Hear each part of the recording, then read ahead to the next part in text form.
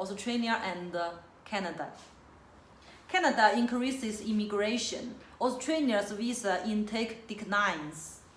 Canada and Australia have pursued completely different immigration plans in recent years, a trend which has continued during the coronavirus crisis. Immigration is critical to the economic health of both Canada and Australia. In recent decades, the two countries have become increasingly reliant on new permanent residents and temporary visa holders such as international students and foreign workers to support their population, labor force, and economic growth. International students are a useful proxy to help us understand the economical benefits of immigration in both countries. International students contribute some to $22 billion annually to the Canadian economy, supports 170,000 jobs in the process. They contribute $39 billion to Australia's economy each year and supports 240,000 jobs. Some 22% of Canada's 38 million people are immigrants, while 30% of Australia's 25 million people are immigrants.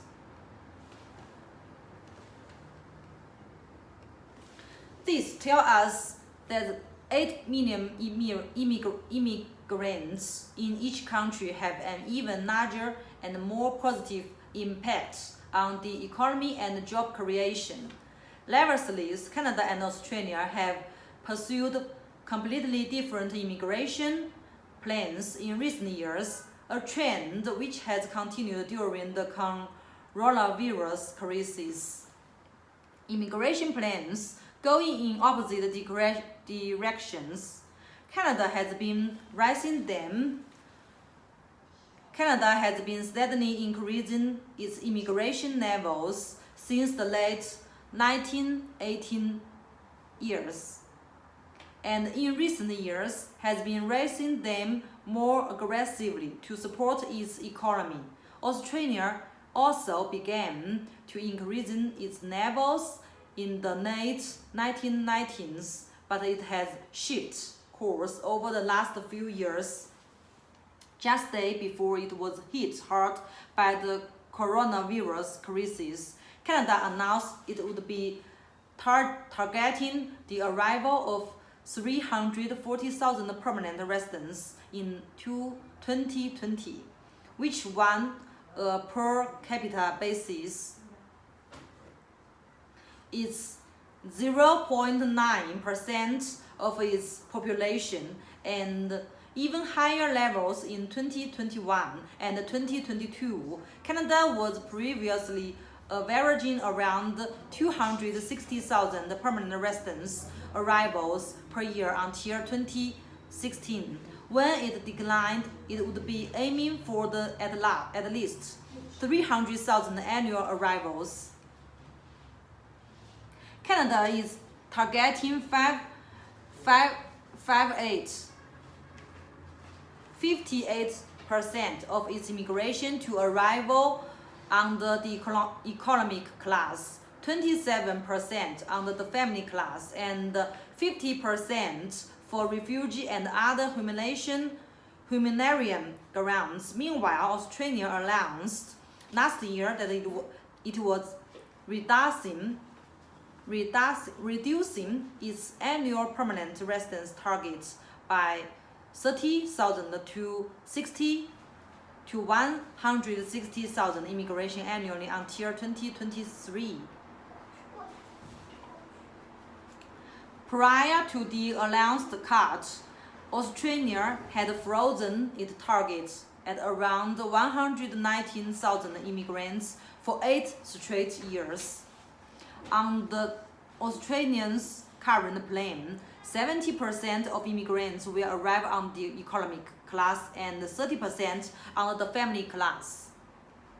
Canada Canada inviting even more immigration Canadian during COVID-19 pandemic.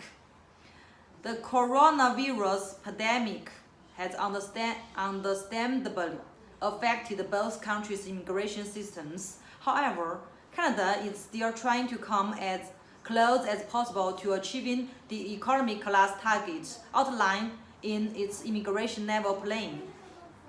In April, Canada issued 11,700 invitations to apply for permanent residence under its Federal Express Entry Application Management System, compared with 7,800 the previous month and 8,000 in February. In addition, Canada's provinces continue to provide permanent residence pathways for immigration candidates during this period. On the other hand, the pandemic has resulted in a significant decline in Australia's economic class invitations.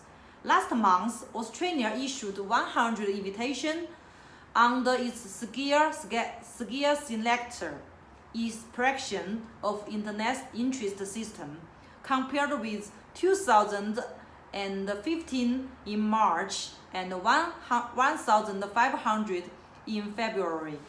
Both countries need immigrants. Both Canada and Australia welcome immigrants due to their aging population and low birth rates. The median age in Canada is 41, while it's 38 in Australia. Canada's birth rate is 1.5, while it is 1.7 in Australia. In both cases, the birth rate is below what is needed to simply replace the population. In 2018 to 19, Canada's population grew by 1.4%, which 82% of the population grows due to permanent and temporary residence arrival, and 80% from natural increase. In 2018 to 19, grew by 1.5%, with 62.5% of the population growth coming through permanent and temporary residence, and 37.5% from natural increase. Immigration has proven vital to both countries' abilities to support labor force growth, which is among the two ways to grow the economy.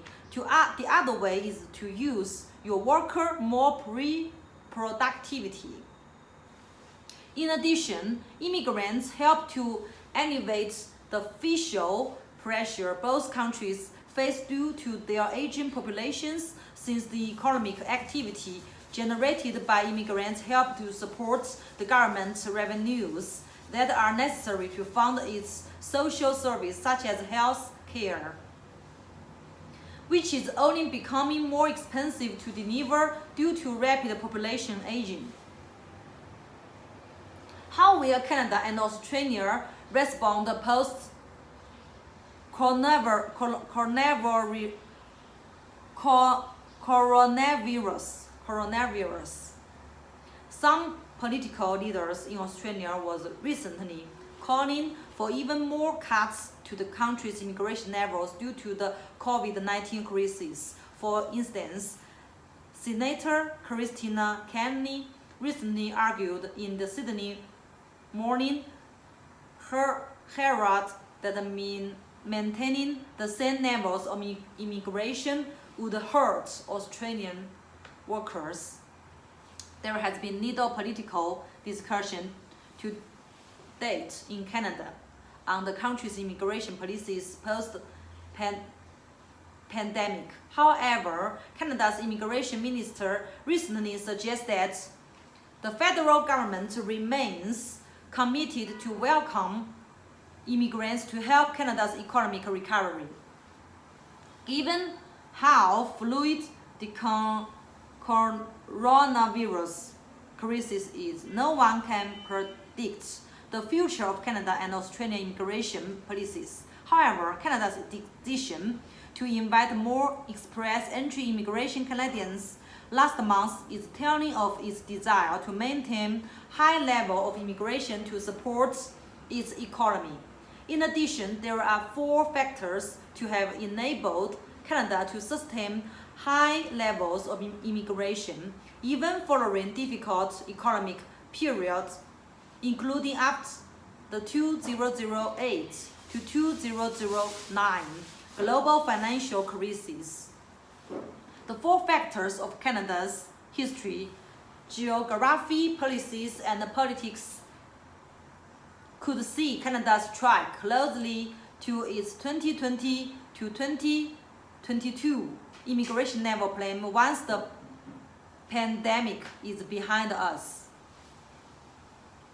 As the special time for every applicant who wants to immigration to Canada, it should be moment of accumulation. Instead of waiting and seeing, it is necessary to actively prepare, learning English and French, academic qualification, matching employees. Only in this way can one step forward quickly after the epidemic is over.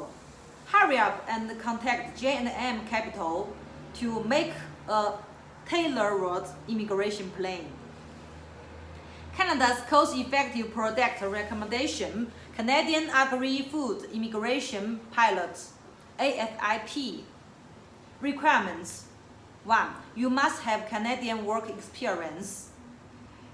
Your Canadian work experience must be 1 year of non-seasonal full-time work, at least 1,516 hours in the past 3 years, and in eligible occupation within an eligible industry, and through the temporary foreign worker program, a labor market impact assessment with a minimum 12-month duration must have been submitted by your employer when hiring you. The wage must meet or exceed the job bank's prevailing wage for your job offers occupation in the province of employment or at the national level if no provincial rates is available. Your job must be for a job in Canada but outside of Quebec. Second, you must prove your ability in English or French. The minimum language requirements for the Agri-Food Immigration Pilot are CLB or NCLC Level 4. You must submit your results from an April language test. This result must be at least 2 years old when you apply. Educational requirements. The third, educational requirements. You must have at least a Canadian high school diploma or an educational credential assessment report from a designated organization or professional body showing that you completed a foreign credential at a secondary school level or above. The fourth, settlement funding. If applicable, you must prove you have enough money to get settled in Canada. You will need to support yourself and any family members you may have, even if they are not coming to Canada with you. Those already working in Canada with a valid work permits are not required to provide proof of funds. Project advantages of AFIP. 1. Without a scoring system, applicants can meet the basic requirements. 2. No age restriction. 3. Educational requirements are no. High school education or above is sufficient. 4. Low language requirements, CLB4 is enough. 5. Can land as soon as possible and enjoying the benefits of Canada. 6. The federal pilot project is strongly supported by the government and the trial periods short. J&M has a lot of employer resources in Canada, such as in British Columbia, Ontario, and Manitoba, so on. Any pilot project is loose at the beginning. After the number of applicants increase, the review requirements or policies are gradually heightened. For employers too, when the project just started, there are relatively many suitable employers. After the project is applied for, more employer resources will be less and less, and the difficulty will naturally increase. So those who are interested, hurry up. Welcome to Connect Us, J&M Capital. Thank you for listening. This is May, come from J&M Capital. Give you the news about Canada and the Australia visa during the pandemic.